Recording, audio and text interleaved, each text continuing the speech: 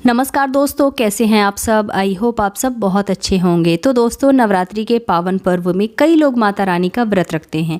कोई पूरे 9 दिनों का व्रत रखता है तो कई लोग सिर्फ 2 दिन का ही व्रत करते हैं, पहले दिन का और आखिरी दिन का। दोस्तों, आपको बिना व्रत किए व बिना पूजा पाठ किए भी नवरात्रि का संपूर्ण फल मिल जाएगा। अगर आपने व्रत नहीं रखा है तो कोई बात नहीं। कभी कभी हम अपने काम के चलते या फिर हमारे पास इतना समय नहीं होता है कि हम व्रत कर पाएँ, तो कई बार हम ऐसे कामों में भी फंस जाते हैं जिसकी वजह से हमारे पास माता रानी के व्रत करने का समय नहीं होता है। तो ऐसे में आपको परेशान होने की कोई ज़रूरत नहीं है। अगर आपने व्रत नहीं रखा है तो कोई बात नहीं, आप नवरात्रि में पूजा नहीं कर पा रहे हैं तो कोई बात नहीं। दोस्तों, बस ये एक काम आपको कर लेना है। इस काम के चलते आपको नवरात्रि में जितने भी लोग पूजा पाठ व्रत करते हैं उनसे भी अधिक फल आपको प्राप्त होगा। तो आज की इस वीडियो में हम जानेंगे कि नवरात्रि में ऐसा कौन सा कार्य आपको करना है जिसकी वजह से बिना व्रत व बिना पूजा पाठ के भी या फिर बिना कन्या भोज के भी आपको शुभ फलों की प्राप्ति होगी। तो आइए वीडियो शुरू करते हैं और जान लेते हैं सभी जानकारियों के बारे में। तो अगर आप दुर्गा सप्तशती में वर्णित सिंध कुंजिका स्रोत का पाठ अगर पूरे भाव व सच्चे मन से अगर कर लेते हैं तो संपूर्ण दुर्गा पाठ का आपको फल प्राप्त हो जाता है। जो भी आप व्रत रखते हैं माता रानी के लिए, आप चाहते हैं कि माता रानी का आशीर्वाद आपको प्राप्त हो, माता रानी की कृपा मिले आपको। यदि कोई अधूरी कामना है आपकी वो पूरी हो जाए, सरकारी नौकरी लग जाए, पितृदोष, राहु दोष, मंगल दोष, शनि दोष मात्र पल भर में ही दूर होगा। अगर आपने नवरात्रि का व्रत रखा है और उसका फल अगर आप चाहते हैं कि आपको उसका फल 1000 गुना अधिक प्राप्त हो जाए तो नवरात्रि के समय में प्रतिदिन आपको दुर्गा सप्तशती का पाठ जरूर करना चाहिए। जो लोग नवरात्रि का व्रत किसी कारण की वजह से नहीं रख पाते हैं तो ऐसे व्यक्ति दुर्गा सप्तशती में वर्णित सिंध कुंजिका स्रोत का पाठ जरूर करें। पूर्ण रूप से आपको नव दुर्गा माता का पूजा पाठ करने से, नव दुर्गा का 9 दिन व्रत करने से, कन्या भोज कराने से जो फल प्राप्त होता है, दोस्तों इस पाठ को केवल सच्चे मन से अगर आप एक दिन भी नवरात्रि में कर लेते हैं तो आपको माता रानी की कृपा प्राप्त होती है और आपको संपूर्ण नवरात्रों का फल प्राप्त हो जाता है। अगर हो सके तो आपको नवरात्रि में कन्या पूजन अवश्य करना चाहिए। स्कंद पुराण के अनुसार व देवी पुराण के अनुसार ऐसा माना जाता है कि नवरात्रि में माता रानी का पूजा पाठ करने से जितनी माता रानी प्रसन्न होती हैं उतना ही केवल आप कन्या भोज अगर करा देते हैं तो सिर्फ केवल कन्या भोज कराने से ही माता रानी प्रसन्न हो जाती हैं, क्योंकि कन्याओं को देवी का स्वरूप माना जाता है और जो कन्या होती है नवरात्रि के समय में साक्षात नवदुर्गा का स्वरूप उन्हें माना जाता है। कन्या पूजन से संबंधित सभी जानकारियाँ हम आपको आज के इस वीडियो में आगे शेयर करने वाले हैं, तो वीडियो को पूरा अंत तक ज़रूर देखिएगा।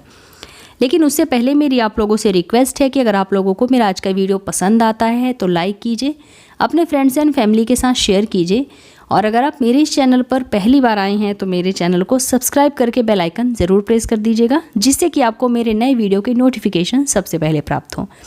तो आइए वीडियो शुरू करते हैं और जानते हैं कि कन्या पूजन 2023 में कब है, शुभ मुहूर्त क्या है और कन्याओं को हमें कैसा भोजन नहीं कराना चाहिए। जानिए कन्याओं को क्या खिलाना चाहिए और क्या नहीं खिलाना चाहिए और क्या उपहार देना चाहिए और कौन सा ऐसा उपहार है जो हमें कन्याओं को नहीं देना चाहिए। दोस्तों, इस बार के नवरात्रि बहुत ही शुभ और मंगलकारी माने जा रहे हैं। इस बार शारदीय नवरात्रों की शुरुआत 15 अक्टूबर से हो चुकी है और ये 23 अक्टूबर दिन सोमवार को समाप्त हो जाएंगे।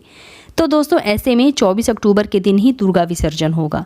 जो लोग माता रानी की स्थापना करते हैं, मूर्ति स्थापना करते हैं, वो लोग 14 अक्टूबर दिन मंगलवार को विसर्जन करेंगे। नवरात्रि की अष्टमी व नौमी तिथि के दिन कन्या पूजन का विशेष विधान है। इस बार कन्या पूजन 22 अक्टूबर दिन रविवार को और नौमी तिथि के दिन 23 अक्टूबर दिन सोमवार को कर सकते हैं। ऐसे में आप अष्टमी व नौमी इन दोनों तिथियों में कन्या पूजन अवश्य ही करें। कन्याओं को भोजन अवश्य ही खिलाएं। शास्त्रों में पूरे 9 दिनों की नवरात्रि बहुत ही शुभ और मंगलकारी मानी जाती है। वहीं केवल 8 दिनों की नवरात्रि को अच्छा नहीं माना जाता है। शास्त्रों के अनुसार नवरात्रि में माता रानी का पूजन करने से, कन्या पूजन करने से माँ अभय वरदान प्रदान करती है।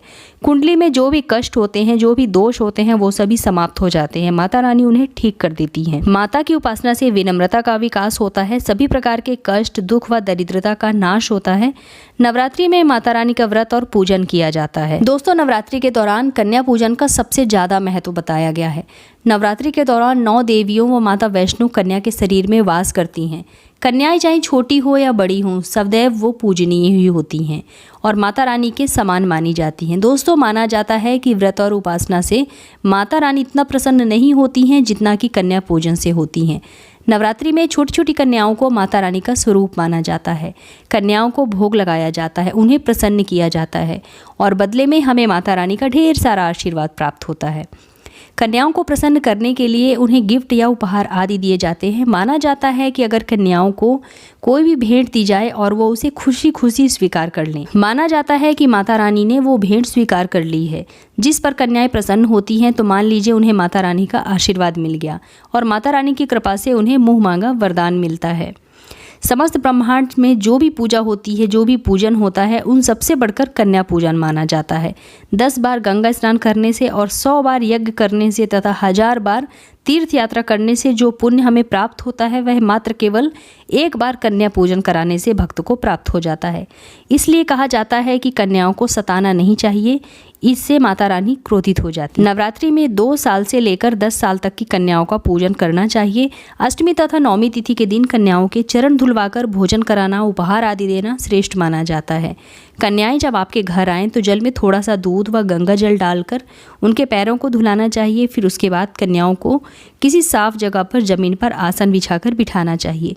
उनके माथे पर अक्षत व फूल व कुमकुम लगाना चाहिए। फिर उसके बाद उन्हें भोजन ग्रहण कराना चाहिए। हमेशा ध्यान रखें कि कन्याओं की थाली में 3 की संख्या में पूरियां कभी ना रखें, क्योंकि इसे शुभ नहीं माना जाता है। लेकिन 1, 2 या 4 पूरियां आप दे सकते हैं, इसमें कोई दोष नहीं लगेगा। दोस्तों, कन्याओं के सिर पर लाल रंग की चुनरी अवश्य उठानी चाहिए तथा भोजन में आपको खीर, हलवा, पूरी व चना, आलू छोले की सब्जी या फिर आप पनीर वगैरह की सब्जी भी दे सकते हैं।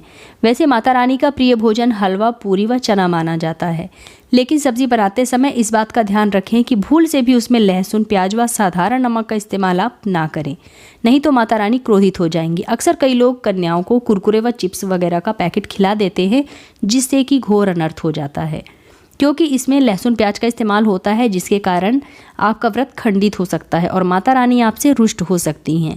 दोस्तों, कई लोग क्या करते हैं कि कन्या पूजन के लिए खाना घर पर नहीं बनाते हैं, मार्केट से रेडीमेड लाकर ही खिला देते हैं तथा दही जलेबी वगैरह भी खिला देते हैं, जो कि शुभ नहीं माना जाता है। दोस्तों, ऐसा खाना वो लोग खिलाते हैं जिनके घर में भोजन पकाने वाला कोई नहीं होता या फिर वो बीमार होते हैं। लेकिन यदि आपके घर में भोजन बनाने वाले हैं और आप अगर स्वस्थ हैं तो ऐसा आपको भूल कर भी नहीं करना चाहिए। माता रानी दही जलेबी नहीं बल्कि आपके हाथों से बना भोजन खाना चाहती हैं और वो आपके हाथों से बना भोजन ही प्रसन्न हो जाती हैं करके। फिर चाहे आप साधारण भोजन ही क्यों ना बनाकर खिलाएं। खास करके नवरात्रि के समय में घर पर बना पक्का भोजन आपको अवश्य बनाकर माता रानी का भोग लगाना चाहिए। इससे माता रानी बहुत अधिक प्रसन्न होती हैं। हमेशा याद रखें कि कन्याओं को प्लास्टिक के बने बर्तनों में भोजन नहीं कराना चाहिए, क्योंकि ऐसे बर्तन पूजा पाठ के लिए बहुत ही अशुभ माने जाते हैं। कन्याओं को हमेशा स्टील के बने बर्तनों व पत्तों से बने बर्तनों में ही भोजन कराना चाहिए, ये बहुत शुभ माना जाता है। अगर आप पत्तल में भोजन कराते हैं तो माता आपको अभय वरदान देती हैं। दोस्तों, भोजन कराने के बाद कन्याओं की थाली में 1 लौंग आपको ज़रूर रखना चाहिए, क्योंकि लौंग को दुर्गा माँ का स्वरूप माना जाता है और दुर्गा माँ को लौंग बहुत अधिक प्रिय है। लौंग माता शक्ति का प्रतीक होती है। लौंग में नवदुर्गा का वास होता है। इन 9 दिनों में माता रानी को लौंग का भोग भी लगाना चाहिए। तो कन्याओं को भोजन कराने के बाद 1 लौंग अवश्य अर्पित करें। माता रानी को लौंग बहुत अधिक प्रिय है, इसलिए कन्याओं को भोजन कराने के बाद उन्हें 1 लौंग जरूर दीजिएगा। इससे आपका भाग्य चमक जाएगा। माता लक्ष्मी आपके जीवन में धन की कमी कभी नहीं आने देंगी।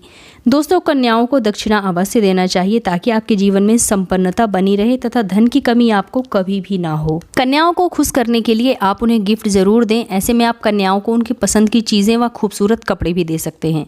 याद रहे कि काले कपड़े आपको कन्याओं को भूल कर भी नहीं देना चाहिए और स्टील के बर्तन भी आप गिफ्ट के तौर पर दे सकते हैं।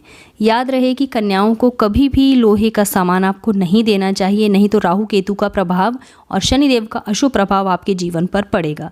दोस्तों, जब कन्याएं आपके घर से प्रस्थान करें तो उनके चरण आप अवश्य छुएं और आपके मन में जो भी मनोकामना है वो आप अपने मन ही मन में बोलें, क्योंकि मन से मांगी गई मुराद माता रानी अवश्य ही पूर्ण करती हैं। यदि आप नवरात्रि के 9 दिनों में माता रानी को चाहे 56 भोग लगाएं या ना लगाएं, कोई श्रृंगार का सामान चढ़ाएं या ना चढ़ाएं, लेकिन यदि आप नवरात्रि के समय में गुड़हल का पुष्प सच्चे मन से माता रानी को अर्पित करते हैं या फिर गुड़हल के पुष्प की 11 या 21 की संख्या में माला बनाकर अगर चढ़ाते हैं तो उस व्यक्ति की जो भी मनोकामना होती है वो अवश्य माता रानी पूर्ण करती हैं, क्योंकि गुड़हल का फूल माता रानी को बहुत अधिक प्रिय है और गुड़हल का फूल माता रानी को चढ़ाने से चाहे आप नवरात्रि का व्रत रखें या ना रखें, पूजा पाठ करें या ना करें, फिर भी अगर आप सच्चे मन से केवल एक गुड़हल का पुष्प भी अगर माता रानी को पूरे 9 दिनों तक अर्पित करते हैं तो आपको माता रानी अभय वरदान देती है और आपको संपूर्ण फलों की प्राप्ति होती है। तो दोस्तों उम्मीद करती हूँ कि आप लोगों को मेरे द्वारा दी गई जानकारी ज़रूर पसंद आई होगी। तो मिलते हैं अपने नेक्स्ट वीडियो में, तब तक के लिए जय माता रानी।